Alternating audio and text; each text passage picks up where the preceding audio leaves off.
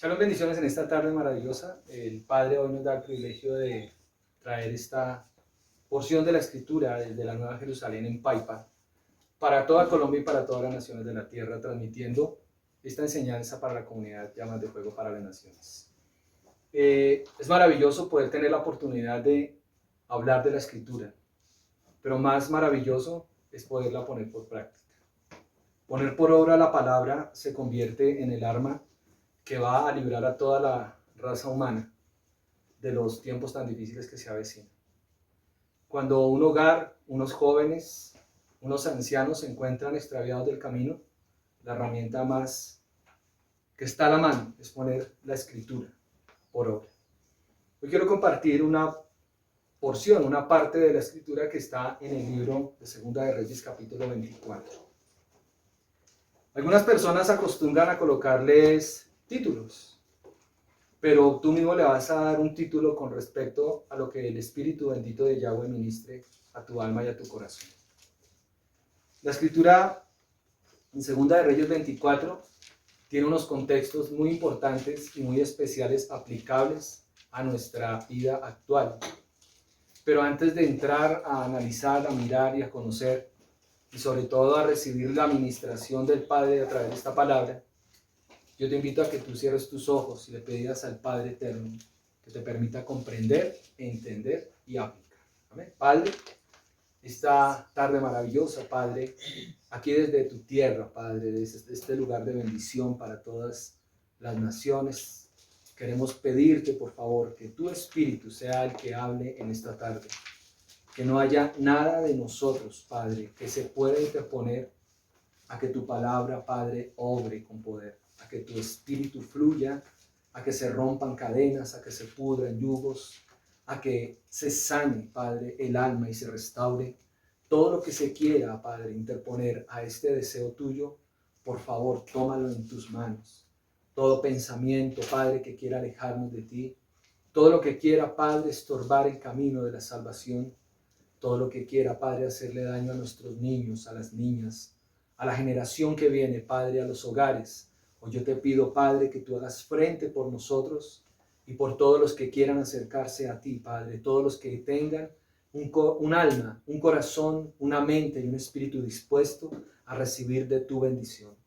Que así, Padre, como acontece aquí en la Nueva Jerusalén, en Paipa, Boyacá, así también acontezca en Cachipay, Padre, en Cundinamarca, en Suacha, así también acontezca en la comunidad de Fontibón, y así también acontezca en las comunidades Llamas de Fuego para las Naciones, Padre, que van a ser establecidas desde Alaska, Padre, Canadá, Estados Unidos, México, Centroamérica y Suramérica, y en Europa, Padre, en Oceanía y en Asia. Así sea transmitida tu palabra con poder, y que así, Padre, se levante una generación que te tema, que te ame y que haga frente, Padre eterno, a toda la maldad que se va a incrementar mucho más en la tierra, Padre, adorando tu nombre y siendo portadores de la verdad. Te damos gracias, Padre eterno. Úsanos en gran manera en el nombre de Yeshua. Amén. Y amén. Entender la posición en la historia del capítulo 24 de Segunda de Reyes nos lleva de una manera directa a entrar en un contexto capítulos atrás. Por lo tanto, no voy a hacer mención, voy a hacer mención del capítulo, pero tú en casa, como eres juicioso, estudiante de Torah, practicante de las buenas nuevas de salvación, entonces te vas a tomar el tiempo de mirar todo el contexto.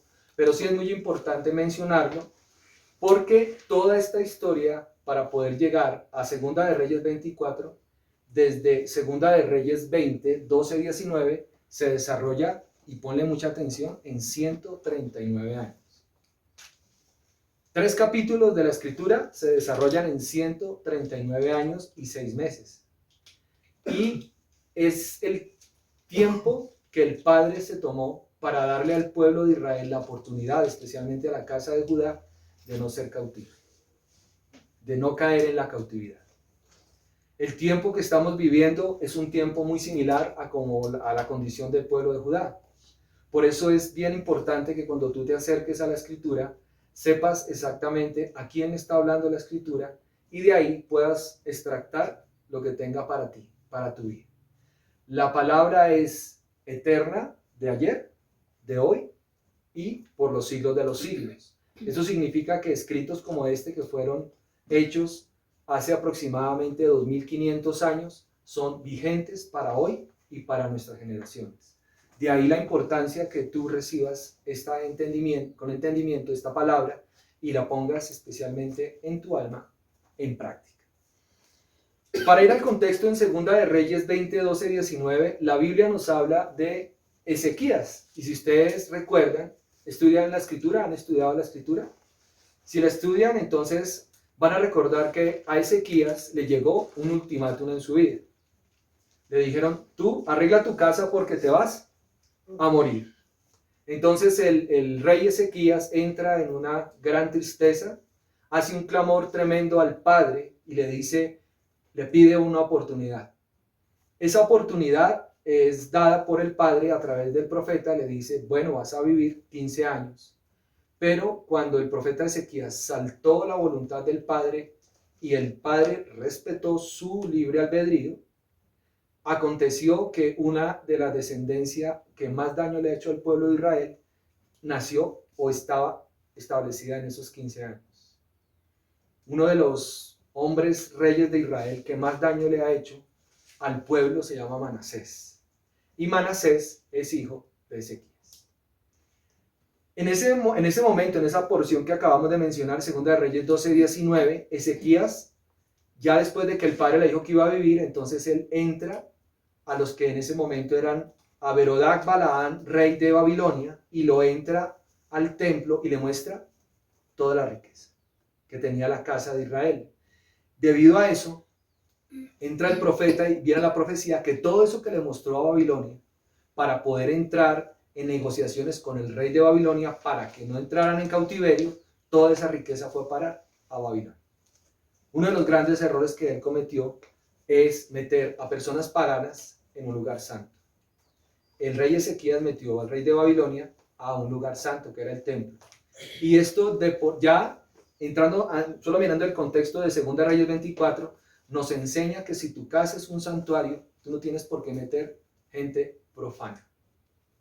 Si tu casa, si tu lugar donde habitas con tu esposo y con tus hijos es dedicado al Padre Eterno, a la santidad, tienes que estar y tener especial cuidado a quién metes ahí. Puede ser tu papá, puede ser tu mamá, puede ser muy cercano, pero eso no asegura que no venga a contaminar tu casa. Y puede traer un juicio muy fuerte porque él metió al rey de Babilonia, que eran paganos, y los metió al santuario donde estaban todas las riquezas que había acumulado Salomón, que no eran pocas.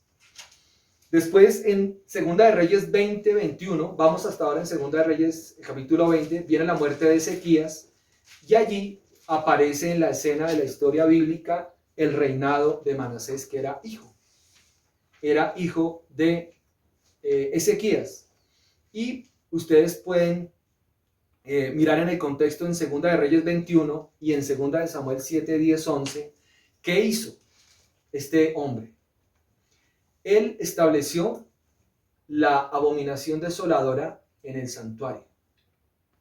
Y lo más tremendo que hizo es que ustedes lo pueden leer también en el libro de Crónicas, Manasés lo que hizo fue meter dentro del lugar Kadosh Kadoshim cultos a Baales. Y aparte de eso, el sacrificio de hijos a Moloc, los inciensos en los lugares altos, que hoy en día pues nosotros no tenemos un templo. Entonces diría pues eso fue para esa época, lo abominable que él hizo. Pero si recordamos la escritura, Yeshua estableció nuestra vida como templos del Elohá viviente, templos del Santo Rúa. Y cada vez que tú y yo o cualquier ser humano permite un pensamiento en contra de la voluntad de Dios, en contra del amor por tu hermano, por tu hermana, por tu compañero, tu esposo, tu esposa, estás metiendo abominación en el lugar santísimo. Tú y yo somos templos del Rúa y una de las cosas que Manasés hizo fue precisamente profanar el santuario. Cuando todo ese reinado de Manasés fue un declive tremendo, y más adelante vamos a ver que la ira del padre no se detuvo, a pesar de que después de Manasés se levantó un hombre que quiso hacerlo recto. cuando Josías, cuando el Padre determina un juicio sobre una nación, así se levanten hombres justos, tienen que hacer algo muy sobrenatural, tocar mucho el corazón del Padre para que el Padre se arrepienta. Después de Manasés, en 1 Reyes 21, 19, 26 encontramos a un rey que es Amón, y Amón, hijo de Manasés, pues por supuesto siguió haciendo lo malo delante de los ojos del Padre, y sus propios siervos le quitaron la vida. Ustedes lo pueden leer en casa, 1 Reyes 21, 19, 26. Después aparece Josías, y Josías fue un hombre que ustedes lo pueden leer, y vamos a leer una porción para ponernos ya en el contexto en 2 Reyes 23, 24, 27. Yo lo tengo por aquí. Dice la escritura. Además de Josías, 2 Reyes 23, 24, 27, dice, además Josías erradicó a los que invocaban a los muertos, a los adivinos, a los ídolos, a los falsos dioses y a toda la abominación que se veía en la tierra de Judá y en las calles de Jerusalén, para cumplir las palabras del libro de la ley, las cuales estaban escritas en el libro que había encontrado el sacerdote Hilquías en el templo de Yahweh. O sea, Josías comenzó a restablecer la adoración al Padre y a quitar los lugares altos. Y recordando, Josías era nieto de Manasés y era hijo de un rey malvado, venía de una descendencia caída. Y esto nos enseña pues grandes cosas, ¿no? Nuestros hijos, como lo dice el libro de Ezequiel 18, el pecado de los hijos, el pecado de los padres no necesariamente va a alcanzar a nuestros hijos. Porque el alma que peque, el alma morirá. Todas las almas me pertenecen y el alma que peque, el alma morirá. Y aquí en la escritura encontramos que Josías, teniendo un ejemplo tan terrible como el de Manasés y como el de Amón, se levantó a amar y a temer a Yahweh. De ahí a que la importancia que valores lo que tú y yo estamos haciendo. Si tu generación de antepasados, bisabuelos, abuelos, padres, es una generación caída, pero tú decidiste y decidimos que nuestra generación futura iba a ser de bendición, el Padre nos da esa libertad por la misma escritura. Sin importar lo que hayan hecho tus padres. Porque una de las cosas que el Padre levantó a través de Josías fue el culto y adoración a él, al Padre eterno. Dice por acá en el 25, no hubo pues un rey que le hubiera precedido que se volviera a Yahweh como él con todo su corazón y con toda su alma y con todas sus fuerzas conforme a lo escrito en la Torá de Moshe, en la ley de Moisés. Ni tampoco surgió otro semejante a él después de él. Con todo, mira lo que dice el 26. Con todo Yahweh no se retractó del furor de su gran ira contra Judá, debido a la ira con la cual Manasés lo había provocado. Si tú quieres conocer específicamente qué hizo Manasés, vete para el libro de Crónicas. Y el libro de Crónicas, en lo que respecta al reinado de Manasés, te da una descripción parte por parte de lo que Manasés hizo. Y realmente es abominable. Él estrelló a su hijo primogénito contra el piso, ¿sí? Como una de las muertes y las ofrendas a Moloch, ¿sí? Lo estrella contra el piso, en otras lo pone en la hoguera. Eran una de las prácticas paganas de esa época, ¿sí? Pues lógicamente que lo pone vivo, ¿no? Coge a su hijo primogénito y lo pone vivo. Hoy en día, pues uno diría, la gente no llega hasta tal grado de maldad. Pero mandar a un hijo y estrellarlo contra el piso es cuando el papá y la mamá dejan de temer a Dios. Es así de fácil. Ponerlo en el fuego del mundo es cuando el papá y la mamá deciden el mundo y no deciden el mundo. Es tanto como eso. Por eso, aquí en el 27 leemos que aún el Padre no se arrepintió. El Padre no se retractó. Él ya había mandado una profecía contra Judá, porque Manasés, Ezequías, Manasés, Amón y Josías eran reyes de Judá, y la profecía era que el pueblo, debido a su maldad, iba a entrar en cautiverio. El 27 dice, pues Yahweh dijo, también quitaré de mi presencia a Judá como quité a Israel. Y aquí entendemos, Judá, el reino del sur, Israel, la casa del norte. Y dice, desecharé a esta ciudad que escogí, a Jerusalén, y al templo del cual había dicho que estaría allí mi nombre. Y en esta ¿Por qué hago mención y nos tomamos este tiempo para leerlo? Nada asegura la presencia del Padre en tu vida si tú y yo nos desviamos del camino. Podemos tener dones, podemos tener llamados, podemos tener multitudes, pero si tú y yo descuidamos la presencia del Padre eterno, la santidad y la voluntad para mantenernos firmes y esforzarnos, el Padre puede. Mira, aquí cogió a Jerusalén y le quitó su presencia. Había dicho que era la ciudad que iba a ser santa, donde se iba a establecer el templo, y debido a la ira contra Manasés por lo que hizo en el mismo templo, el Padre quitó su presencia de ahí. Los que sabemos, los que servimos y amamos al Padre y somos sus siervos desde hace mucho tiempo, entendemos qué significa que el Padre quite su presencia de nosotros. Haz de cuenta que una persona está respirando artificialmente y le quitan el oxígeno. ¿Qué podría sentir? Se muere. Es así de fácil. Una persona que tiene una respiración artificial sabe que le quitan la cánula y en un instante, ¿en cuánto tiempo? ¿Cuánto tiempo después muere? 30 segundos, 20 segundos ya falta, comienza. Y la angustia de que falte el aire es lo que más acelera el proceso. Cuando el Padre se aparta, el Padre dice, voy a apartar mi presencia de un hombre, de una mujer, de una casa, nos está diciendo, vas a morir. Estos tiempos son muy difíciles. Y como bien lo decía ahorita el siervo José Luis, no hay nunca una casualidad. Cuando el Padre envía una palabra a través de sus siervos, la palabra debe ser importante tomarla y no tenerla en poco.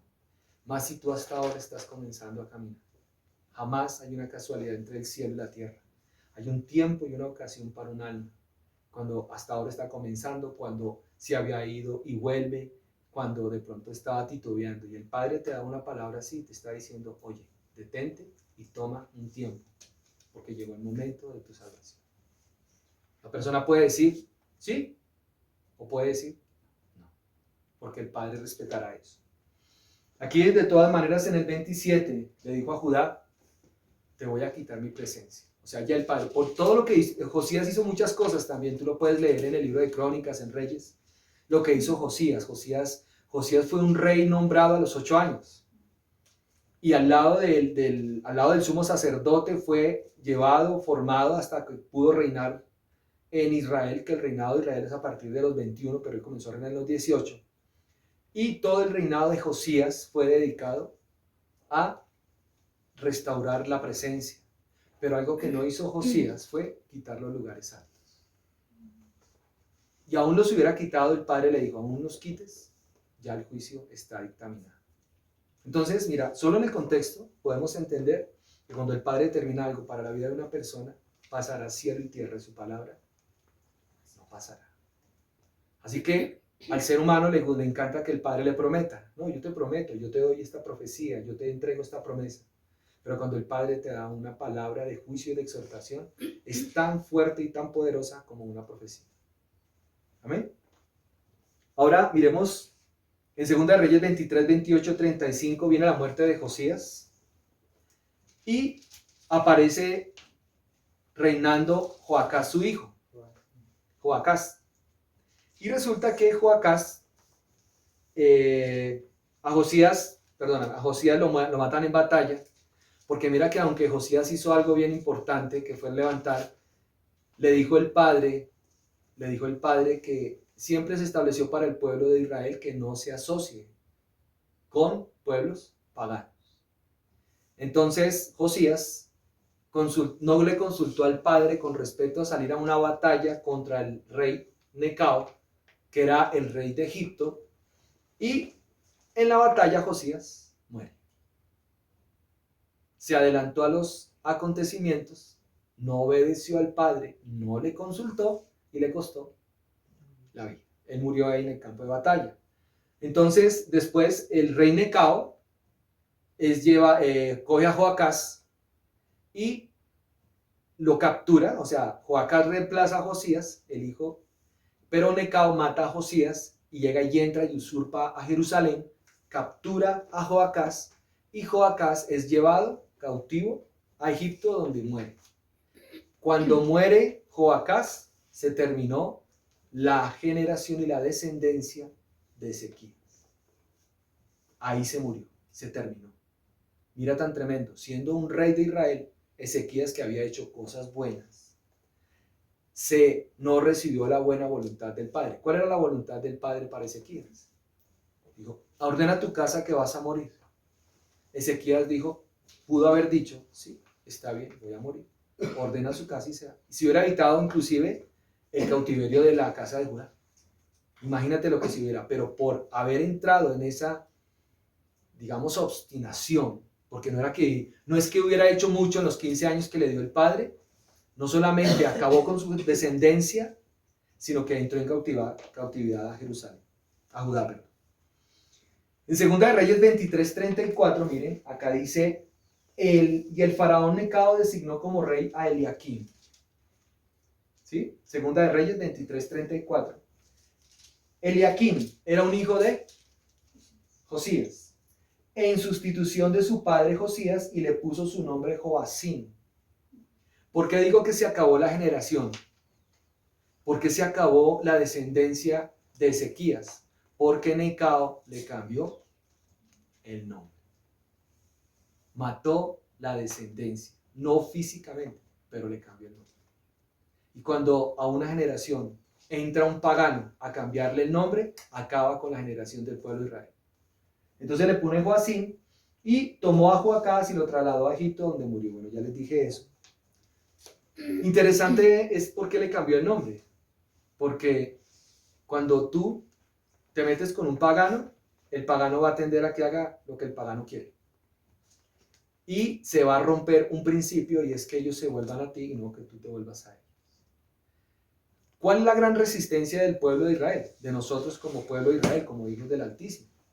Que ellos se vuelvan a nosotros. Y a ellos me refiero al sistema. Él aquí le cambia el nombre, le dice, te meto dentro de mi sistema, acabo con la generación de tu padre y ahora tú vas a hacer lo que yo quiero.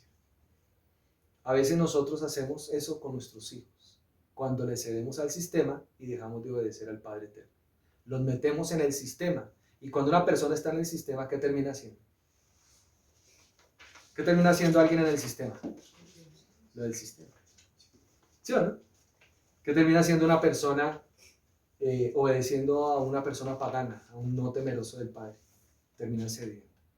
Cuando la persona cede, se arrastra todo su pueblo. Después viene el reinado de Joacim, reinó 11 años en Jerusalén. Y miren tan interesante, de aquí ya para entrar casi en el 24, cada vez que se menciona un rey en el libro de Reyes y Crónicas, dicen, rey de Israel que reinó tantos años, hijo de tal mujer. Hijo de tal mujer. En este caso, y lo pueden ver en el verso 36 de 2 Reyes 23, dice que la mamá de Joacim se llamaba Zebuda. Era hija de Pedaías de Rumá. Y este Rumá es un lugar en Palestina, por lo tanto Zebuda era una hija de Israel. Eso no es lo raro. Lo raro es que siendo hija de Israel, madre de un rey, nunca estorbó el camino de sus hijos. Nunca. Más adelante encontramos otras mujeres.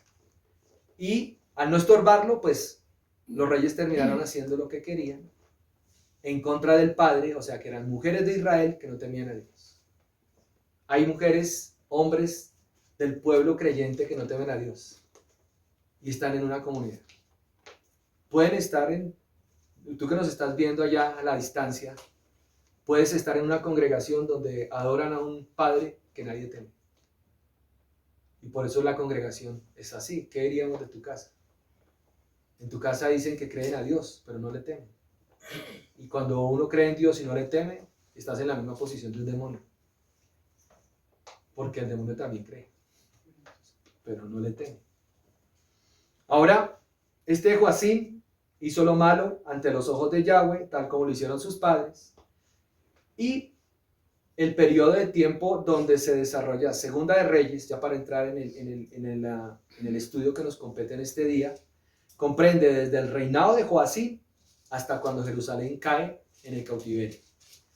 Muy importante para cuando te acerques a la escritura, especialmente en estos libros que son cronológicos históricos.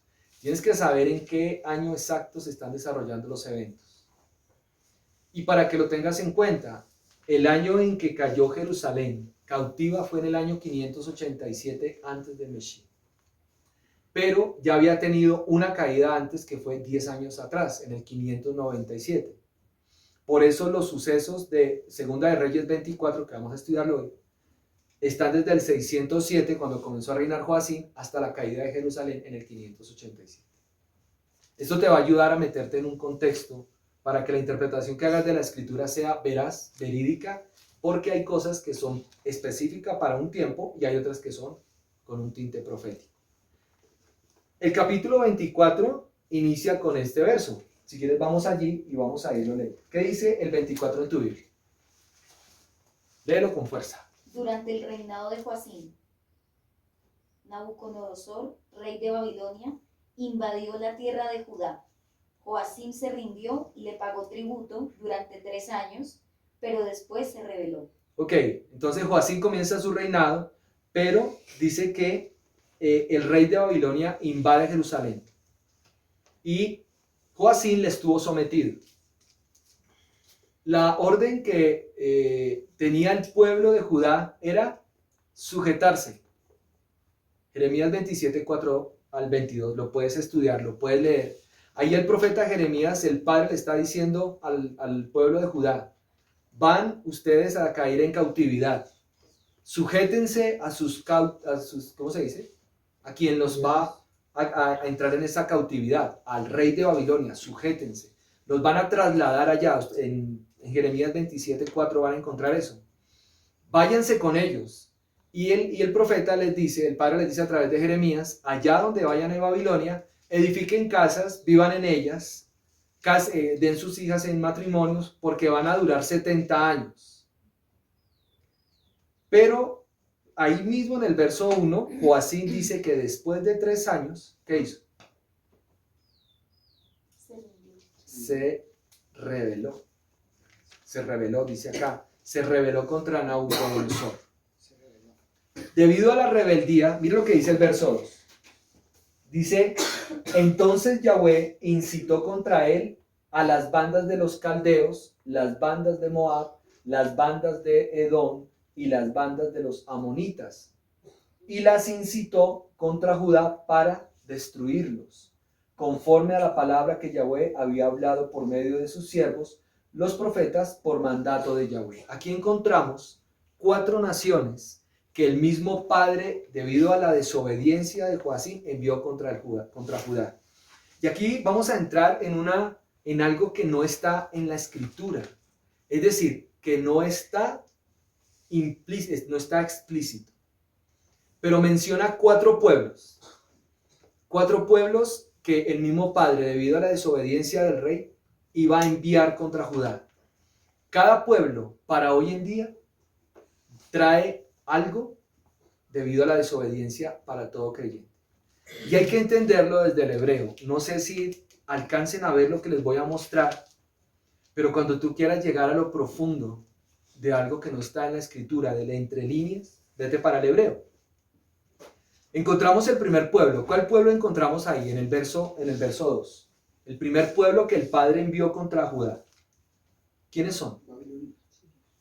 Los caldeos, los babilonios. ¿Sí? Resulta que los caldeos eran un pueblo de astrólogos educados en Babilonia. O sea, no eran ignorantes. Segundo, miren el nivel que tenían. Eran magos, eran adivinos y eran encantadores. Eran pura brujería. No eran cualquiera. Los caldeos, el año que nos rige aquí en el occidente, de 365 días, fue creación de los caldeos.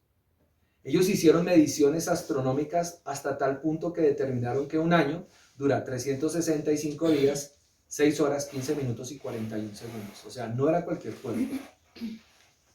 Debido a su conocimiento, era un pueblo que seducía mucho. Pero no nos podemos quedar allí, porque este pueblo tenía algo bien, bien tremendo y lo tiene hoy en día contra el pueblo creyente. Esta es la sigla del hebreo. ¿Sí la alcanza a ver ahí? ¿Sí? Es la sigla en hebreo de derecha a izquierda y significa caldeo. Les voy a dictar las letras, ¿sí? Para que después tenemos oportunidad de estudiarla más a fondo. Pero de derecha a izquierda está compuesta la palabra caldeo por la letra Kaf, K-A-F, por la letra Chin, por la letra Dalet, por la letra Yod y por la letra Men. Cada letra en el hebreo, para los que hasta ahora vienen por primera vez, tiene un significado muy rico, diferente del español y cualquier otro idioma. Por eso tomé la palabra caldeo y la pasé al hebreo a ver qué de raro, de especial, porque sabemos que los caldeos llevaron cautivos, pero ¿qué genera un pueblo caldeo? ¿Qué genera un demonio de caldeo en un pueblo como hoy? Mira lo que significa. La palabra, la letra Kaf, significa mano abierta o abrir. Pero las letras hebreas tienen un contexto positivo y un contexto negativo. El contexto negativo de la letra Kaf es agotamiento y fatiga. O sea que el caldeo, cuando ese espíritu inmundo, el caldeo, viene sobre una comunidad de un pueblo, lo primero que genera es agotamiento y fatiga. ¿Qué genera el agotamiento? Debilidad. La fatiga, ¿qué genera? Ya no puedes respirar, cansancio, entonces te detienes. Después salta la letra Shin, y la letra Shin, en su aspecto contrario negativo, es una prueba permanente. ¿Las pruebas y los procesos del Padre son permanentes o son por tiempos? Por tiempos. Cuando un ser humano está permanentemente en un proceso, eso no es de Dios.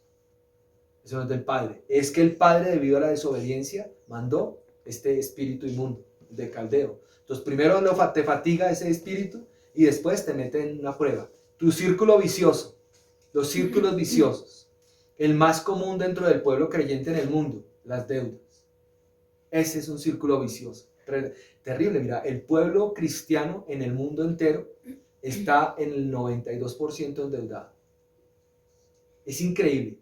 Hay comunidades que son ateas, ¿sí? Que son satánicas, que son anti-Mashiach, que son más prósperas que el mismo pueblo creyente. Entonces, es una prueba permanente. Después viene la letra Dalet, y la letra Dalet lleva al pueblo a entrar en espacios de leyes diferentes. O sea, comienza a cambiarte la doctrina. Comienza a llevarte a dudar de lo que tú has creído. Si tú vas a una porción de la escritura cuando la serpiente antigua va a hablar con Javá, con Eva, si tú miras con atención, letra por letra, palabra por palabra, él le cambió la orden del Padre. ¿Sí? ¿Cuál era la orden del Padre para Adán y Eva? De todo lo que ves aquí en el huerto comeréis menos del fruto del árbol del conocimiento del bien y del mal. Y cuando viene la serpiente antigua le dice, Yahweh te dijo que si comerías, con que Yahweh te dijo, dice, ¿es cierto? ¿Acaso morirás? Y él, ¿cómo le cambió? Le dice, no morirás, sino que serás abierto los ojos. Esa frase de ahí es donde le cambió. Cuando este espíritu inmundo llega a un pueblo, debido a la desobediencia del pueblo, comienza a entrar la duda de lo que tú has creído. Y mira, ¿qué nos sostiene a nosotros? La palabra. Toda circunstancia se ha vencido, ¿por qué? Por la palabra. Porque tú has ido a la escritura. ¿Y por qué tu hogar se ha mantenido? Por la escritura. ¿Por qué te mantienes temiendo al Padre? Porque el Padre te dio una palabra. Y la palabra se convierte tan viva que es la que te levanta y te ayuda. Pero cuando el pueblo desobedece, primero causa una fatiga, después entra en una prueba permanente y debido a eso comienza a cambiar la doctrina. Entonces, no, el Shabbat es el día de reposo. ¿Sí? La escritura nos enseña que debemos guardarlo. ¿Cómo se puede cambiar esa doctrina? Sí, o sea, dice, no, entonces, oye, te toca trabajar mañana en Shabbat. Y tú estás fatigado, cansado, no tienes fuerza, estás en una prueba permanente debido a la desobediencia, y entonces dice, pero mañana es Shabbat. Pero, bueno, yo trabajo mañana, yo creo que ya el padre no se pone molesto conmigo. Él entiende, ¿sí? Él comprende que el Shabbat yo lo guardo, pero tengo que trabajar. ¿Acaso quién me va a pagar las deudas? Después viene la letra Yod, y la letra Yod, en su aspecto contrario, es que comienza a torcer el camino de Yahweh. ¿Qué dice la palabra con respecto al camino? ¿Que ancha es la puerta? Amplio el camino que conduce ¿a dónde? A la muerte. Pero angosto el camino, estrecha la puerta que conduce a la salvación, a la vida eterna. Cuando el ser humano se cansa de caminar por ahí, inmediatamente tuerce el camino. Y cuando tuerce el camino, cuando se da cuenta, es muy tarde. No es algo que pase, o sea, la influencia de este pueblo no pasa de un día para otro. Pasa con el tiempo. Comienza la persona a darse espacios. Hoy me congrego en la mañana, pero no me congrego en la tarde, ¿sí? Me dejaron un privilegio, entonces, no lo alcancé a hacer. Tengo que estudiar la escritura, ya no la estudio. Me consigo un trabajo donde antes de tener el trabajo, oraba 2, 3 veces al día. Ahora conseguí el trabajo y oro 20 minutos en la mañana. Cuando pasa todo eso, en la acumulación de todo eso, te tuerce el camino. Cuando te das cuenta, estás apartado. ¿A cuántas personas les ha pasado eso? Ahora, por último, aparece, miren tan tremendo, todas estas 4 pueblos terminan en una letra, en la letra Men cerrada. Men cerrada. Todos los 4. Ustedes, yo ahorita les muestro.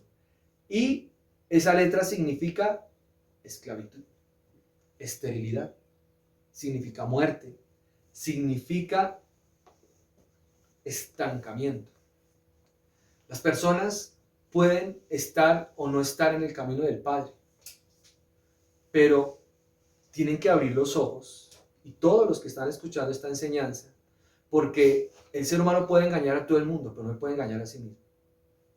Y si hay una área de la vida donde no has visto fruto, en esa área tienes un pueblo caldeo encima. No te deja. Puede ser por la desobediencia, por la vida pagana que has tenido, porque conociste y te apartaste, o porque nunca has conocido. Pero lo único que sí es cierto es que este es un movimiento espiritual que el Padre envió contra Judá y lo terminó esclavizando. Aparece el segundo pueblo, los arameos sirios. El grupo étnico semítico entre Siria y Éufrates hoy en día existen. Estos pueblos existen hoy en día. Por lo menos los caldeos son todas las personas que ustedes ven en Europa Central y en el norte de Italia. Ellos son los caldeos, en el norte de África, en España. Los asirios son los que en este momento están en la tierra de Israel, en el norte de Irak. En Cisjordania, ¿sí les suena ese nombre? ¿Sí lo han escuchado en las noticias? En el Líbano y en el norte y oeste de Siria. Hoy en la actualidad existen. Esta palabra, aquí están. Yo les voy a compartir esto porque, miren, me acerco acá. Lo que les digo, mira, final, la letra final y la letra final. O sea, cualquier pueblo que el Padre mande contra el pueblo desobediente, lo manda para la muerte. Pero bueno, el pueblo arameo comienza con una letra Aleph y termina con una letra Men. Les voy a describir qué hace ese pueblo arameo. Primero viene con mucha fuerza contra tu vida. Después te fatiga porque aparece la letra Kaf, la misma que encontramos arriba, te fatiga. Y después comienza a generar en tu voluntad 2 palabras que es incertidumbre e inestabilidad. Cuando una persona tiene incertidumbre, generalmente es muy inestable. Y entonces comienza la ola, el doble ánimo. ¿Qué pasa con el que es de doble ánimo? Es inconstante en todo. Por eso hay personas que han desistido hasta de su propia vida. ¿Cómo han terminado? Suicidando. ¿No hay ningún problema en la vida que no se pueda resolver? ¿Hay algún problema que no se pueda resolver? La muerte. Pero de resto todo problema se puede resolver. ¿Por qué algunos problemas se hacen tan complicados para las personas? Porque los quieren resolver solos. Y uno solo apartado de Dios no puede hacerlo. Cuando uno se aparta o está lejos del Padre, tiene aún de ese tipo de demonios espirituales acechando tu casa y tu hogar. Por eso salir de ellos es muy difícil. Ellos te generan incertidumbre, el arameo, y después te hace torcer el camino y después termina por esclavizar. Aparecen los sirios, arameo y sirios, es el mismo pueblo, pero el sirio tiene una letra diferente que es la letra Samek, y esa es la que te lleva a entrar en los círculos en tu vida. Yo te invito a que tú tomes algo bien especial hoy y lo hagas como tarea. Tú tienes que encontrar cuáles son los círculos de tu vida. Nuestra vida, según lo que dice la Escritura, es de gloria en gloria, victoria en victoria, de nivel espiritual a nivel espiritual. En la Escritura no hay un círculo. El círculo es que tú comienzas acá y ¿dónde terminas? En el mismo punto. Entonces es importante que tú encuentres cuáles son los círculos de tu vida. Si hay un círculo de tu vida repetitivo, tienes que romperlo, porque esa es la influencia de un demonio asirio. Generar círculos en tu vida. Cuando genera los círculos en tu vida, te va a llevar a atentar contra tu fuerza de voluntad en que vas a cometer. Cuando tú cometes los mismos errores siempre, ¿cómo te vas a sentir? Frustrado. Entonces va a atacar muy duro eso. Si tú siempre cometes el mismo error, llega el momento en que tu alma no lo resiste, se frustra, se declina, eso es, se cae y no puede avanzar. Después aparece la palabra Bab, la letra Bab del sirio, que es una conjunción, y aparece de nuevo las letras que tenían los otros. Fatiga con la letra Kaf, torcer el camino con la letra Yod, y muerte y esclavitud. Entonces, ¿qué hace el caldeo? El caldeo te cambia la doctrina. ¿Qué hace el arameo? Incertidumbre e inestabilidad. ¿Y qué hace el sirio? Meterte en un círculo vicioso. Esto pasa para el pueblo creyente. Es donde más pasa. Pasa porque el pueblo creyente es el que debería ver. Pero el pueblo de Judá se rebeló contra el Padre Eterno, desobedeciéndolo, y fue tanta la maldad que el Padre dijo, les voy a mandar estos 4 pueblos. Aparece uno tercero que son los moabitas. Si tú recuerdas en la Escritura, los moabitas son los descendientes de Lot. ¿Sí recuerdas? Moab es el hijo de Lot, producto de la relación incestuosa con su hijo mayor, con su hija mayor. Cuando es rescatado Lot, se va con sus 2 hijas, llegan a una cueva y entonces las hijas dijeron, nos vamos a quedar sin descendencia. Entonces la hija mayor emborracha a su papá, se allegan en esa noche y de ahí sale un pueblo. Y después la hija menor, siguiendo a la hermana mayor, también hace lo mismo con su papá y salen 2 naciones. Una es los semitas y la otra es los moabitas. ¿Sí? ¿Estamos de acuerdo? Amonitas, perdón. Amonitas y moabitas. El pueblo que mandó el padre contra Judá fueron los moabitas. Y mira lo que hace el moabita. El moabita arranca contigo o con la persona generándote una inestabilidad y una incertidumbre, como en el anterior. Y después comienza a destruir tu identidad. Aparece una letra que es la letra Bet. Y la letra Bet significa casa, significa carpa, significa templo, significa familia, significa Israel. ¿Cuál sería el aspecto negativo de la letra Bet? Lo contrario, el cambio de identidad. Entonces los moabitas comienzan a cambiarte la identidad. ¿Sí recuerdan cuando Balac contrató a Balaam para que maldijera a Israel? ¿Sí? En la escritura vaya y maldígalo. Él va y lo intenta maldecir 3 veces y no puede. Tiene que devolverse el profeta, pero después se devuelve Balaam y le dice, yo tengo una estrategia contra el pueblo de Israel. ¿Cuál fue? Coger a las princesas moabitas, meterlas dentro del pueblo de Israel, colocarle carpas muy atractivas, ellas muy lindas, para que les cambiara la identidad. Y comenzaron el pueblo de Israel a adorar, a llegarse a las moabitas, hasta cuando aparece Fitness, ¿Sí? ¿Sí recuerdan la historia? Sí. Alancea a una de esas, a esos dos. Entonces, cuando el espíritu inmundo destruye tu identidad, ¿qué pasa? Si tú no tienes identidad como pueblo y creyente, tu camino en el Padre se va a hacer difícil. A uno que lo mantiene en este camino. La identidad. ¿Sí? O sea, cuando tú dices, oiga, yo no tomo. ¿Por qué no tomas? ¿Por qué tú no bebes? ¿Por qué tú no maldices? ¿Por qué tú no injurias? ¿Por qué tú no criticas? ¿Por qué te guardas en santidad? ¿Por qué mantienes un hogar de bendición? ¿Por qué tú trabajas por tus hijos? Porque eres un pueblo de Israel, porque eres un hijo de Dios. No hay otra razón. No es porque nos vayamos a enriquecer por esto, porque nuestras riquezas no son de esta tierra, sino son celestiales. Entonces, el pueblo de Israel, la casa de Judá fue atacada por los moabitas, les destruye la identidad, ¿sí? Les tuerce el camino, aparece la letra Yod, y terminan en muerte y esclavitud.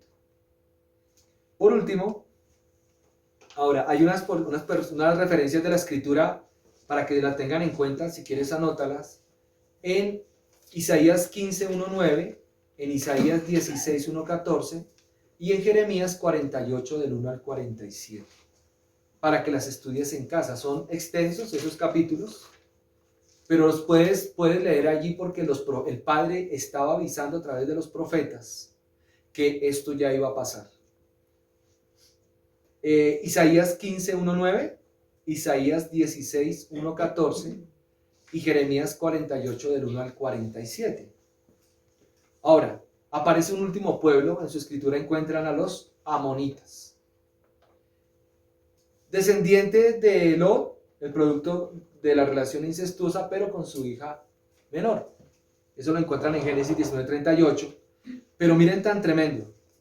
Comienza al igual que su hermano, los moabitas, los amonitas comienzan con la letra Aleph,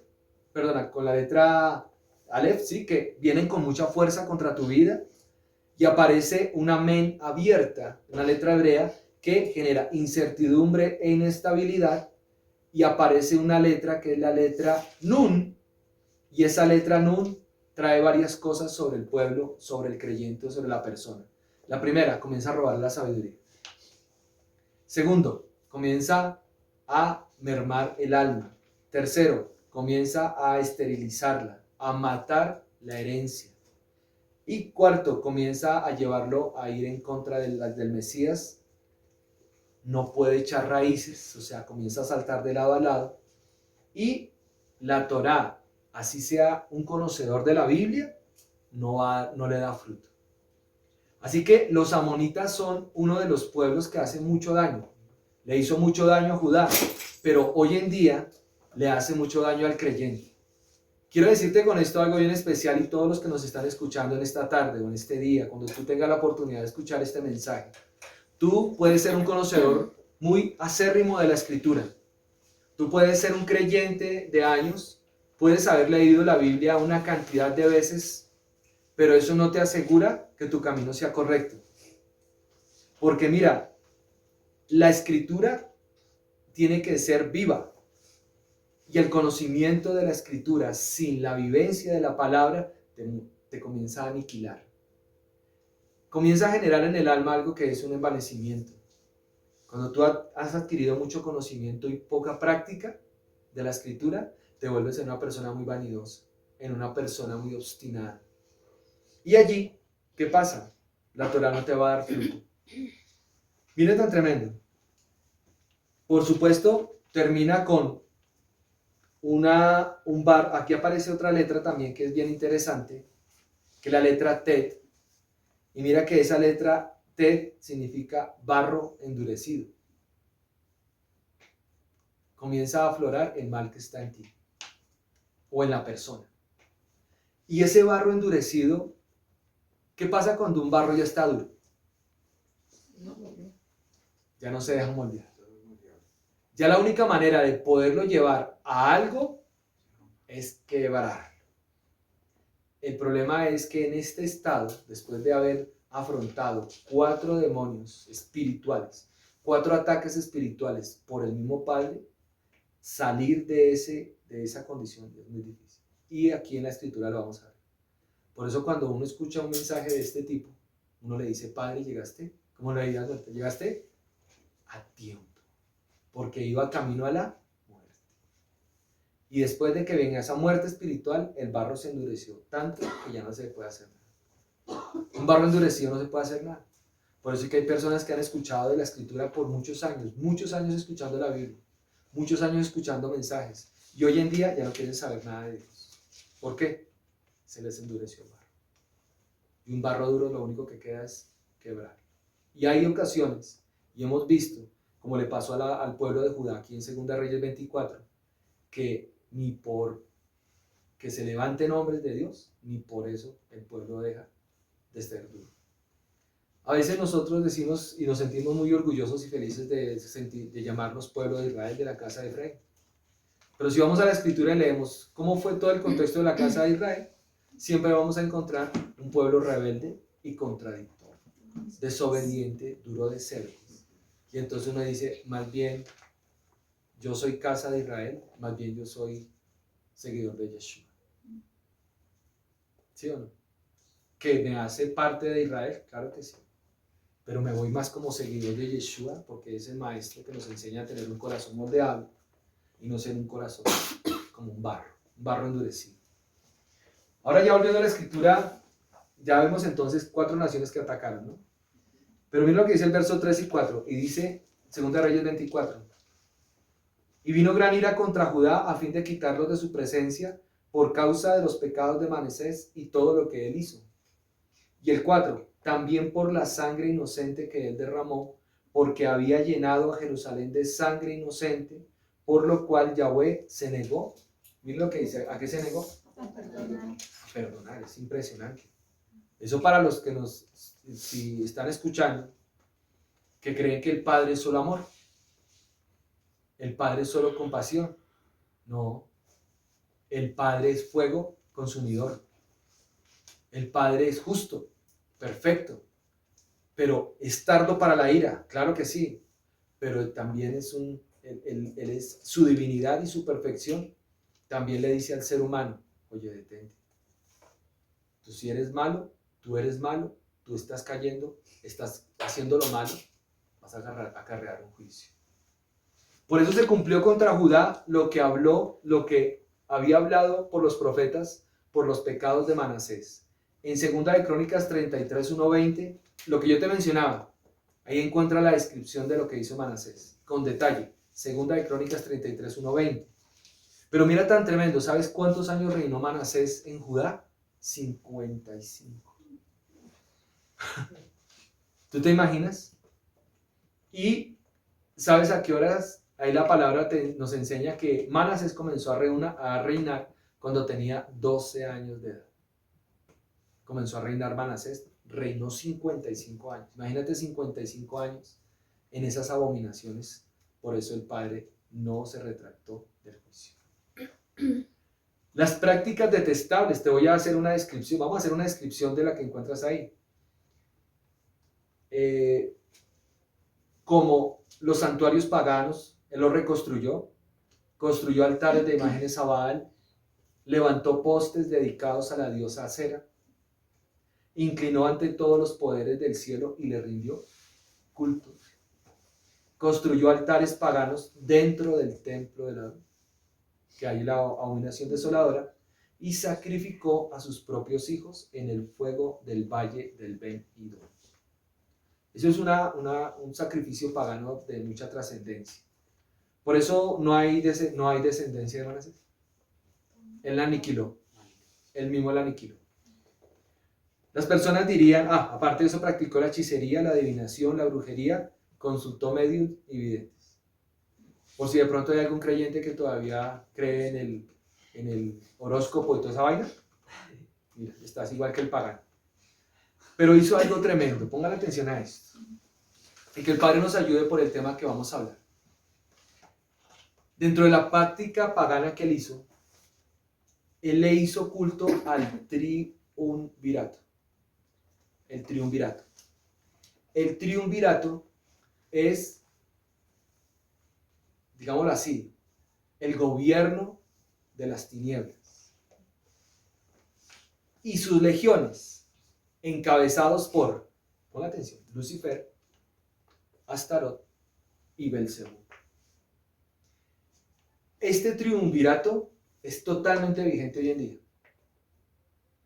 En nuestra comunidad ahorita estamos hablando, debido al Ruach HaKodesh, a los dones y a los frutos del Espíritu Santo, necesariamente si nos adentramos a conocer los dones y los frutos del Espíritu Santo, tenemos que entrar a contrarrestar las regiones celestes y las dimensiones espirituales. Por eso el hombre fuerte es Satanás, pero cuando hay un triunvirato, o sea, hay tres dominando un lugar, ese lugar está maldito. Ya no hay nada que hacer. Les doy un ejemplo y un caso tremendo en Bogotá. En Bogotá existía o existe un lugar que se llama Santa Fe. ¿Sí? Pero Santa Fe está ubicado en todo el centro de Bogotá, de la avenida Caracas, que es una vía muy principal, ¿sí?, que atraviesa toda la ciudad, en todo el centro de Bogotá. Si ustedes vayan hoy en día y tienen la oportunidad, de pronto algún extranjero que venga y nos visite y venga a ese lugar, pues tienen que tener mucho cuidado porque es la zona roja de Bogotá. Allí es donde se encuentran los mayores prostíbulos, donde se encuentra uno de los mayores lugares de genocidio de Sudamérica. Se llama La Piscina. Es un lugar tremendo, es un lugar de... Ahí hay comercio de blancas, hay prostitución, pedofilia, es un lugar terrible. Pero eso no es lo tremendo. Lo tremendo es que ese lugar, ubicado en el barrio Santa Fe, hace 60 o 70 o 80 años, era el estrato 6 de Bogotá. Allí, ¿y por qué les cuento esto? Porque tengo la información de primera mano porque mi madre trabajó allí.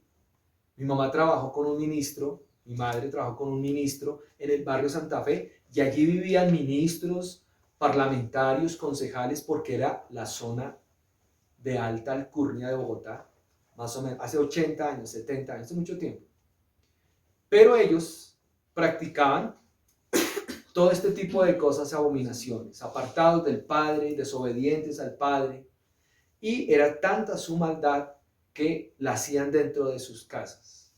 Mi madre me cuenta que dentro de cada casa hacían unas cosas que son de verdad abominables. Hombres con hombres, mujeres con mujeres, orgías, todo ese tipo de cosas. Sacrificios a los niños, ¿sí? No porque mi madre los haya visto, sino porque ella escucha, una persona que está en el servicio general de una casa, escucha todo. Y escucha comentarios y todo ese tipo de cosas. Tan tremendo es que ellos, su comportamiento, trajo sobre ese lugar, Santa Fe, Bogotá, el barrio Santa Fe, el triunvirato. O sea, el dominio de una fuerza espiritual demoníaca tan fuerte que sacarlo de ahí es imposible, es difícil. Y eso acontece en lugares y acontece en personas. ¿Hay personas que pueden caer bajo este control demoníaco? Claro que sí. Y pueden estar disfrazadas de ángeles de luz y hay que tener mucho cuidado porque estamos hablando de personas que pueden estar dentro del mismo pueblo. Y tú que estás escuchando, tienes que tener cuidado porque dentro de tu misma congregación puede haber alguien controlado. Y es una persona de mucho carisma, es una persona que puede llevarte, puede hablarte, puede seducirte, puede aparentar mucha bondad y puede estar maldito. ¿Hay hombres malditos? Sí. ¿Hay lugares malditos? ¿Cómo los detectas? Por lo que se hace en el lugar. Mira tan tremendo. Todas estas personas de la alta alcurnia de Bogotá comenzaron a migrar hacia el barrio Chapinero. ¿Sí ven? Comenzaron a migrar. Entonces abandonaron el centro de Bogotá, que era el estrato 6, lo convirtieron en la zona roja, o sea, estrato 0, ¿sí? Porque también hay una pobreza tremenda. Y se fueron para el barrio Chapinero. Ahorita la segunda zona roja en Bogotá es el barrio Chapinero, homosexuales. Ahí hay una plaza que es la del Parque de Lourdes, que eso es el centro de los homosexuales, donde pasas por ahí, pasan los jovencitos ofreciendo sus servicios sexuales, las niñas, droga, bebés, hay comercio de bebés, es una cosa tremenda. En Chapinero, donde habitan hoy en día los de la alcurnia. Entonces ellos siguieron emigrando hacia el norte. Y yo te invito a que vayas a un lugar en Bogotá, si tienes la oportunidad, que es del barrio Codito, el barrio de la Séptima hacia arriba. Eso estamos en el norte de Bogotá, estamos en la 220, que ya es la salida del norte de Bogotá. Y allí en ese barrio, el barrio Codito, que eso es un barrio así que parece un pesebre hacia arriba, ¿sí? Ese barrio ahí es donde hoy en día, al igual que en Suba, al igual que en otros lugares de Bogotá, es donde se han acumulado las bandas criminales. Perseverancia en Egipto. Todo eso. Entonces, ¿por qué les menciono esto? Porque esto fue lo que hizo Manasés y eso fue lo que trajo Manasés sobre Judá. Por eso el padre ya no le iba a perdonar. Ahora mira, colocó un ídolo tallado en el lugar donde Yahweh le había dicho a David y a Salomón que iba a estar su presencia. Eso lo encuentran en 2 de Crónicas 33, 7, 8. Y Manasés llevó al pueblo de Judá y de Jerusalén a cometer cosas aún peores de las que habían hecho las naciones paganas. Mira, uno dice, no, pero es que esta historia es una narración del pueblo de Israel. Traigamos eso ahorita.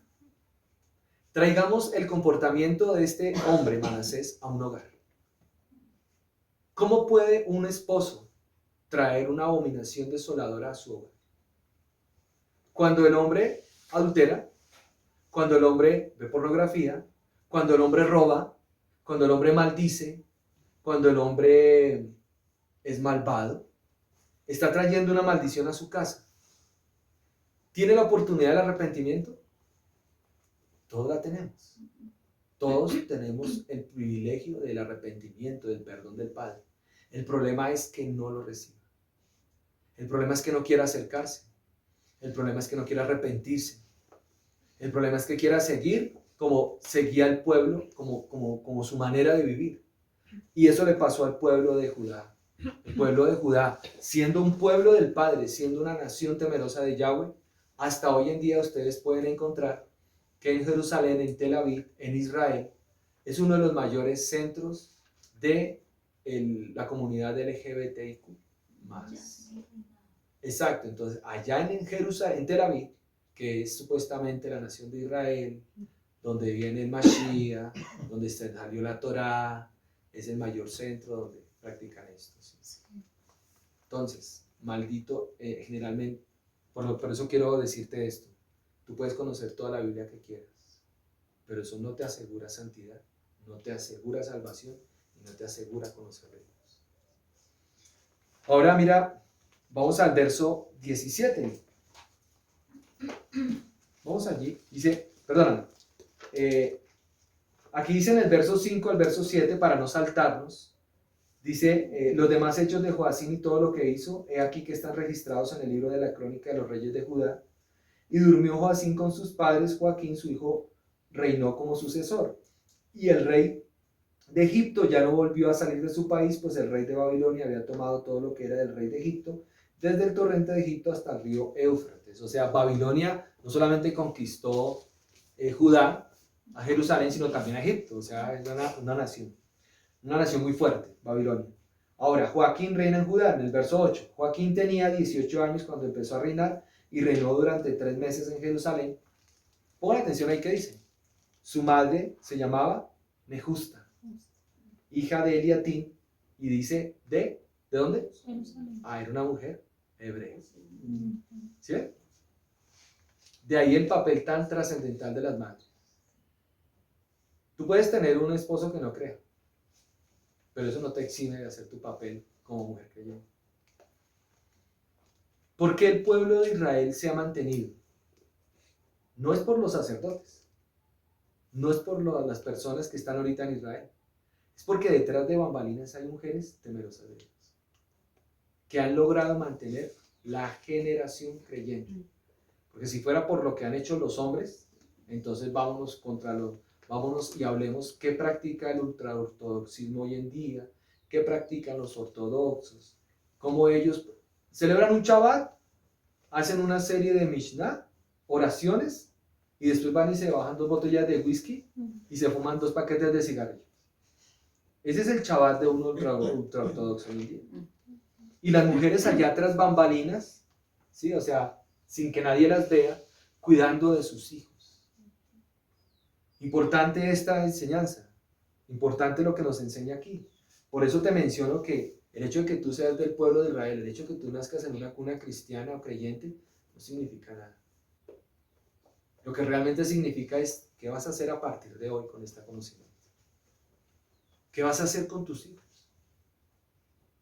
¿Qué ha hecho que tú no seas esa mujer del padre temerosa? ¿Qué ha hecho que eso no pase? ¿Y qué has acarreado toda tu vida que lo has transmitido a tus hijos? Por eso tus hijos son rebeldes, por eso tus hijos son obstinados, por eso tus hijos ya no, los jóvenes de hoy en día no quieren saber nada del padre. Nosotros en nuestra comunidad luchamos porque 30 jóvenes no se aparten del camino. Y todos los días eso es, mira, ora, ayuna. Y los que tenemos hijos mayores, ¿qué hacemos? Venga, estás ayunando, estás orando, ya leíste la escritura, ven, ¿qué estás haciendo? ¿Qué estás mirando? ¿Cómo estás llevando tu vida? Y luchando por 30 jóvenes, imagínate cuántos hay en Bogotá, cuántos hay en Soacha. ¿Cuántos jóvenes hay en Soacha? ¿Cuántos jóvenes hay aquí en Firavitoba? ¿Cuántos jóvenes hay en Paipa? Ahora, si dentro de esos jóvenes están tus hijos, tú no puedes estar ajeno a eso. ¿Qué vas a hacer? Lo tremendo es qué vas a hacer después de esto. Porque puede ser muy bueno, ¿no? Sí, claro, entendí muchas cosas, pero ahora ¿qué vas a hacer? Tienes 2 hijos. Y tienes toda una vida para cambiar la vida de ellos. Quiera tu esposo o no lo quiera. ¿Qué tienes que hacer? Pues vuélvete al padre. Es fácil. Déjate guiar. Si no lo sabes hacer, ¿qué tienes que hacer? Acércate a personas que nos ha enseñado el mismo padre, con otras personas también, y déjate guiar por el camino. Si Judá hubiera escuchado y las madres, las mujeres de Judá hubieran hecho su papel con sus hijos, hubieran evitado el cautiverio. Porque le hubieran dicho a sus hijos, oye, estás haciendo lo incorrecto ante los ojos del padre. Entonces se hubieran estorbado el camino. Pero estas mujeres no estorbaron el camino de sus hijos. ¿Qué pasa cuando una madre no estorba el camino de sus hijos? ¿Qué pasa cuando lo dejas hacer lo que quieras? Lo que ellos quieran. ¿Qué pasa cuando les das un mal testimonio? ¿Qué pasa cuando la mujer deja que el hombre haga y sea permisivo con lo del hombre y le permite cosas? Sus hijos lo están viendo. Entonces, más adelante, no vas a pretender que ellas no vivan lo mismo que tú viviste. Ahora mira, dice, ahí leímos el nombre en el verso 8, dice, también Joaquín hizo lo malo ante Yahweh como lo había hecho su padre. En aquel tiempo subió Nabucodonosor, rey de Babilonia, a la guerra contra Jerusalén y la ciudad fue puesta bajo asedio. Esta es la segunda vez que subió Nabucodonosor. O sea que aquí ya estamos en el año 587. La primera vez que subió fue en el 597 y ahí se llevó a todos los reyes. Ahí fue donde se llevó a Daniel, en el primer asedio de Babilonia. Pero en este segundo vino Babilonia contra Jerusalén y destruyó el templo. Cuando destruyó el templo se llevó todas las riquezas que Ezequías le había mostrado años atrás. Toda esa riqueza se la llevó para Babilonia. Ahora en el 11 dice, Nabucodonosor, rey de Babilonia, llegó mientras sus siervos tenían en la ciudad bajo sitio. Entonces salió Joaquín, rey de Judá, ante el rey de Babilonia, él y su madre, sus siervos, sus príncipes y sus oficiales, y el rey de Babilonia lo llevó con él en el 8º año de su reinado. Aquí fue cuando comenzó el cautiverio. También sacó de allí, mira en el 13, todo el tesoro del templo de Yahweh y el tesoro del palacio real, y cortó en pedazos todos los utensilios de oro que había hecho Salomón, rey de Israel, para el templo de Yahweh, como Yahweh había dicho. Ya el Padre lo había prometido. Y comienza, dice, y llevó a la cautividad a toda Jerusalén, a todos los príncipes, a todos los guerreros valientes, y ahí aparece una cifra. ¿Qué cifra? 10,000. Mira tan tremendo lo que había hecho Salomón. Tenía a 10,000 dirigiendo a un pueblo de más de 5 millones. Por eso es que se quebró Israel. Imagínate mantener 10,000, lo que pasa en cualquier país hoy en día. Es increíble, por ejemplo, que nuestro país tiene más de 200 concejales. ¿Qué gobierno maneja? ¿Qué gobierno mantiene a 200 concejales con sueldos de 40 millones de pesos cada concejal? ¿Sí? Y eso ya lo había establecido Salomón. Por eso es que cuando viene Roboán y lo establece en el gobierno, lo primero que hizo fue aumentar los impuestos. Porque toda la corte que tenía estaba corrupta y estaba desangrando al pueblo. Ahora mira, a todos los guardias, a todos los heraldos, no dejó sino a los menesterosos de la gente del país. Esto es algo tremendo. Aquí la gente que dejó no fueron, la gente dice, cuando interpreta esa escritura, dice que no, dejó a los pobres, ¿sí? Dejó a los de escasos recursos. Pero realmente el contexto de esa interpretación es la siguiente. Eran los que tenían un espíritu pobre. Y te cuento una cosa. Un país, una nación, una familia, donde tenga integrantes con espíritu pobre, no se levanta. El espíritu pobre es un espíritu muerto. Y ellos, tan es así, mira tan esto, si tú puedes leer la historia. Después llevan aquí a Judá cautivo 70 años. Después ellos retornan los 70 años. ¿Y cómo encontraron el pueblo? Las murallas destruidas, las casas arruinadas. Y durante esos 70 años, estos pobres menesterosos estuvieron viviendo en Jerusalén. ¿Por qué ellos no levantaron el pueblo? Porque y era un espíritu pobre. Cuando el padre trae un juicio sobre una familia, por su desobediencia, el espíritu comienza a morir. Y tú puedes estar vivo, respirar, pero tu espíritu está muerto.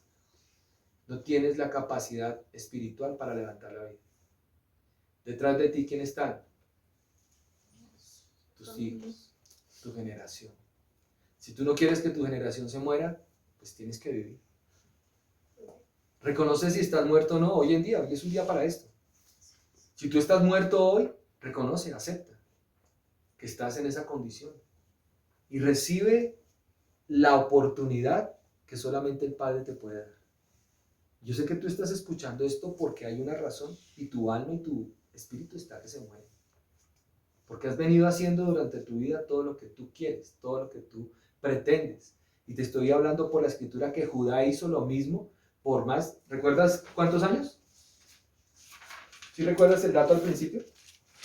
139 años. ¿Es el Padre misericordioso? 139 años diciéndole, arrepiéntanse, vuélvanse de su mal camino. Mujeres, hablen, estorben el camino de sus hijos, enséñeles a temer a Yahweh.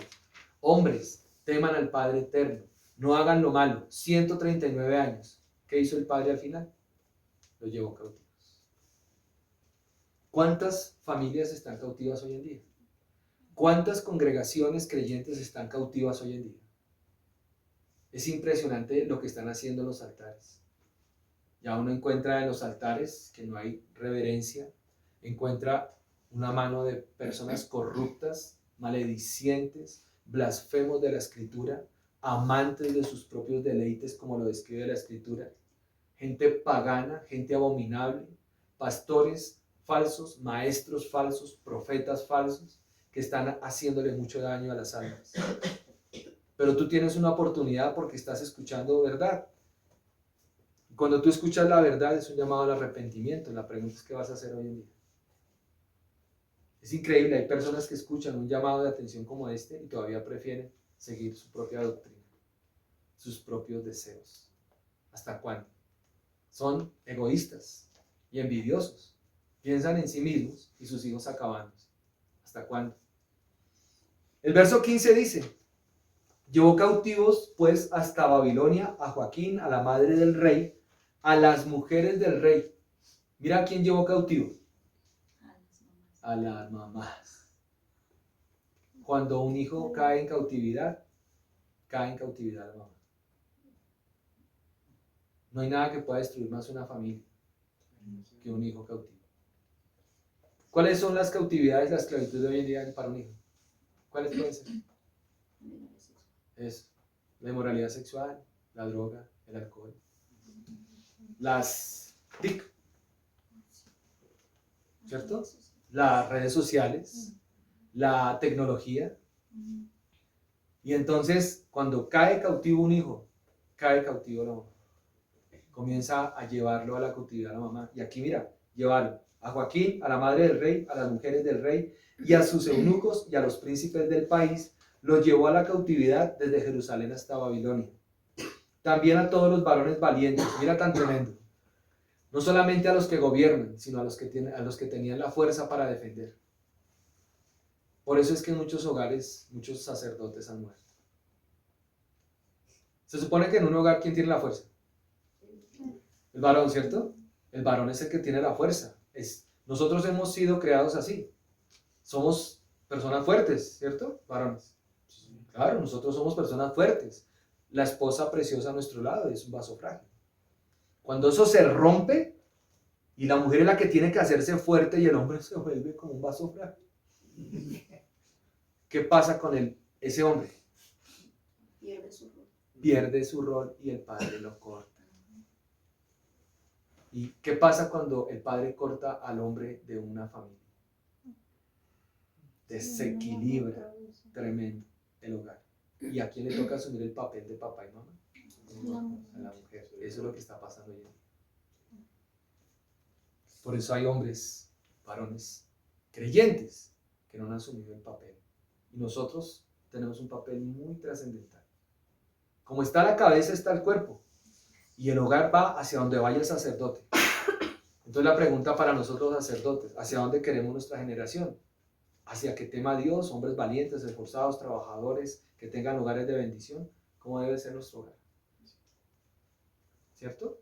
Porque a veces, claro, entre más alta la exigencia, más alta la responsabilidad, más alto el ataque. Cuando un hombre se determina a cambiar el rumbo de su familia en el amor y el temor del padre, prepárese porque se le va a venir todo encima. Pero el padre es bueno, ¿o no? Los que hemos tomado este camino sabemos que por muy duro que sea la batalla, él nos mantiene en pie. Y vemos el resultado de nuestros hijos, gracias al Padre y en los hijos de nuestro pueblo. Sí. Dice, llevó cautivos pues, como le leía, y los llevó, 16. También a todos los varones valientes. Imagínate, los que defendían al país eran menos que los que lo gobernaban. Los que lo gobernaban eran 10.000 y los que lo defendían eran 7.000. Raro, ¿sí o no? Ilógico. Dice que llevaba 7.000 a los guardias, a los heraldos. ¿Quién es el heraldo?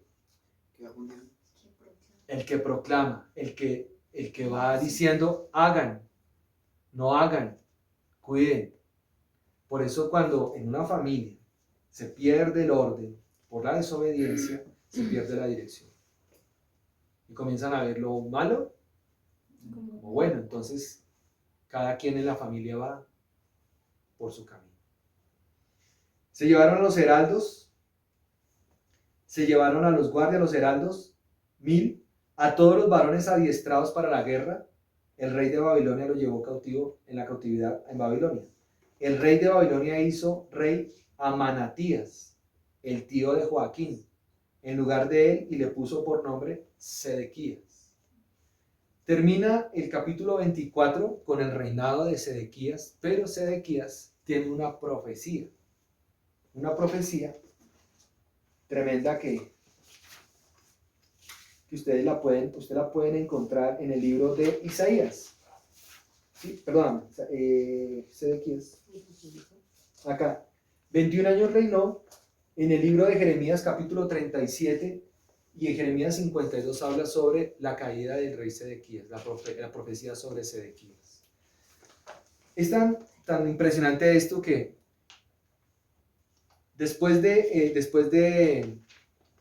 terminar esta etapa del pueblo de Israel, entró en la cautividad. Te repito, así. Jeremías 37:2, Jeremías 52:3, 52:2-3 y capítulo 37, capítulo 38, encuentras Sedequías. Vamos a leer segunda de Crónicas 36, 12, 16. Por favor, vamos a ir allí ya para finalizar esta instrucción que confiamos en el Padre, que deje en ti, si no por lo menos una decisión, sí la buena voluntad de comenzar a hacer algo.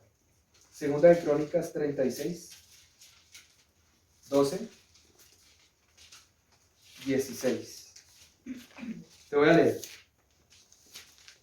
Pero él hizo lo malo en presencia de Yahweh su Elohá y no respetó al profeta Jeremías, quien profetizaba conforme a lo que procedía de la boca de Yahweh. Estamos en el 2 de Crónicas 36, en el 12. El 13 dice: y hasta se sublevó contra Nabucodonosor, a quien le había hecho juramento en el nombre de Yahweh, y se obstinó y endureció su corazón y se negó a orar ante Yahweh, el Elohá de Israel. Incluso todos los ancianos de los sacerdotes, los levitas y todo el pueblo cometieron gran infidelidad, conforme a todos los hechos de las naciones, contaminando la casa de Yahweh, consagrada a Jerusalén. ¿Sabes quiénes son ellos? Los que se quedaron en Jerusalén. Los que se quedaron, los menesterosos, los pobres de espíritu. Ellos, en cambio de volverse al Padre, allá en Judá, ¿quién se quedó? El profeta Jeremías, ¿sí? Y no escucharon a Jeremías, sino se sublevaron contra el profeta, hicieron lo malo y no fueron más infieles. Y mira los que menciona, los levitas. ¿Ah? Qué cosa tan impresionante.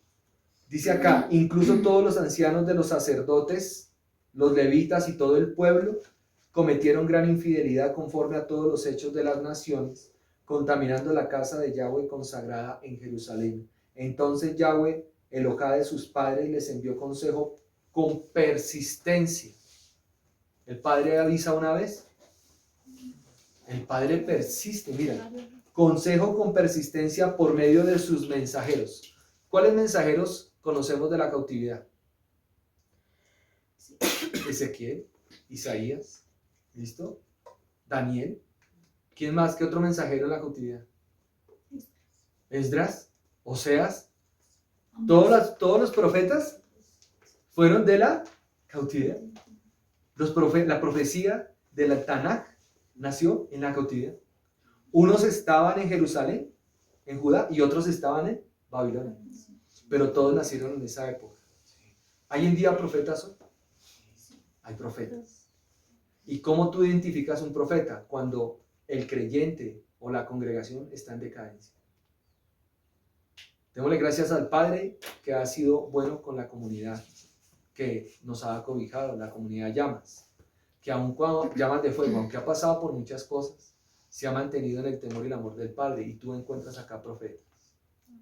Así que te invitamos, tú que estás aquí escuchando, pero también que la estás escuchando en otro lugar del mundo, síguenos a través de los diferentes medios. No porque necesitemos de tu aporte, lo que necesitamos es que tu alma se convierta. Y tú, al igual que yo, si tenemos una familia y un hogar, una descendencia, necesitamos volver a la voz del profeta. ¿Qué hace el profeta? Es la voz de Yahweh. Es el que nos dice, vayan por aquí, no vayan por allá, tomen este camino, deténganse, avancen, conquista, quédate quieto. Y hoy en día, en el mundo, esto escasea terriblemente. Es una de la gran falencia o deficiencia del mundo entero, es la deficiencia de profetas y de siervos del Padre Altísimo. Entonces Yahweh, Dios de sus padres, le envió consejo con persistencia por medio de sus mensajeros en el verso 15, pues él tuvo compasión de su pueblo y del rebaño de Yahweh. Sin embargo, miren lo que dice el 16. Ellos se burlaron de los mensajeros de Yahweh, despreciaron sus palabras y se burlaron de sus profetas, hasta que subió la ira de Yahweh contra su pueblo. Escucha esto, de tal manera que no hubo restauración. No hubo restauración. La restauración, para que lo tengamos claro todos, es el tiempo final del Padre para cualquier nación. Catolicismo, cristianismo, protestantismo, evangelismo, 44.000 sectas. Pero cuando llega la restauración, es el tiempo final y la oportunidad última para cualquier persona. Después de eso, ya hay condenación. Y esto, mira, aquí en esta versión pechita, allá que dice en el verso 16, el último. dice, en la versión dice, ya no había nada que hacer. Aquí dice, de tal manera que no hubo restauración. Por lo cual el 17 hizo subir contra ellos al rey de los caldeos y mató a espada a sus jóvenes en la casa de su santuario, y no tuvo compasión de los jóvenes, ni de las doncellas, ni de los ancianos, ni de los niños de pecho. A todos entregó en su mano. Cortó la generación. Por eso cuando ellos vienen de la cautividad les tocó reconstruir todo. Y tenían en contra a estos menesterosos, porque ya habían caído en la maldición. Ya no había nada que hacer. Por eso, terminando este tema, mira, no se trata solamente de un mensaje. Si tú lo estás escuchando, es porque el Padre tiene un ultimátum para este tiempo final. Vamos a estar expuestos a las falsas doctrinas, a los falsos maestros, a los falsos profetas. Pero la exposición más complicada y difícil es a un pueblo creyente que es desobediente. Y eso es lo más complicado. Acontecerá en este tiempo final que conoceremos la diferencia entre el que le sirve al Padre y el que no le sirve. Nuestros ojos verán la diferencia entre el trigo y la cizaña, entre el que ama al Padre y el que no le ama. Por eso, ten en cuenta, tú que estás escuchando este mensaje, ¿en qué posición estás? Porque el pueblo de Judá, el reino del sur, durante 139 años, de manera persistente, le dijo el Padre a través de sus profetas: arrepiéntanse, vuélvanse de mal camino, vuelvan el corazón al Padre. Y el pueblo de Judá no quiso hasta que ya no hubo restauración. Ya no hubo nada que hacer. Por eso tú que eres creyente, tú eres un siervo activo en el camino. No le adornes a las personas su condición. Habla la verdad tal y como es. Porque por eso el Padre nos ha dotado de discernimiento. Y si tú ves el pecado, ¿para qué lo adornas? Estamos haciendo lo mismo que los cristianos, los protestantes. Van a llevar a las personas a un lugar, les dan un vasito de gaseosa con pan, le dicen que acepten a Jesucristo en su corazón y que ahí obtienen salvación. Pero tú hoy en día, que en tu trabajo, en tu escuela, en tu casa, en tu estudio, aquí en la vereda donde tú te encuentras, y ves el pecado circundando tu vida, tu hogar y tu casa, y no lo estorbas, pues estás igual que ellos. Las personas hoy en día no necesitan que les acariciemos su pecado. Necesitas que los confrontemos. No porque seamos perfectos, es que es nuestro deber. Si en el mundo escasean los profetas, ¿qué deberíamos levantarnos a hacer? A ser profetas, atalayas. El atalaya ve el peligro, avisa y evita la catástrofe. Y si tú tienes la oportunidad de escuchar este mensaje y llevas mucho tiempo calentando una silla, escuchando escritura, quiero decirte que estás en la misma condición de Judá. Escucha a sus profetas, pero no los obedece. Y ya después no habrá nada que hacer.